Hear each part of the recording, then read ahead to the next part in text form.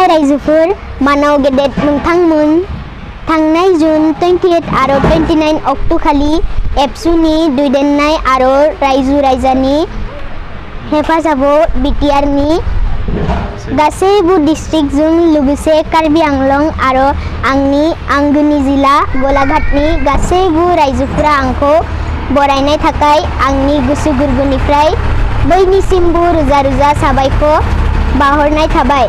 आसा खालामो फिउचारावबो आंखौ बिदि सापर्ट आरो अननाय होबाय थागोन। थेंक इउ सो माच।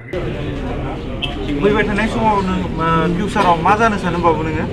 आं फिउचाराव एकटा गेदेर कोरियोग्राफार जानो लुबैदों। ओमफ्राय दा नैबे कार्बि आंलंआव सफैना नोङो माबायदि नांदों? आंनि बहुत आराम नांदों। सबबो आंखौ एसां अनदों आरो आं कार्बि आंलं डिस्ट्रिक्टनि आबसु सारफोरखौ थेंक इउ बुंदि आरो आं बिसोरखौ धन्यबाद जनायदो।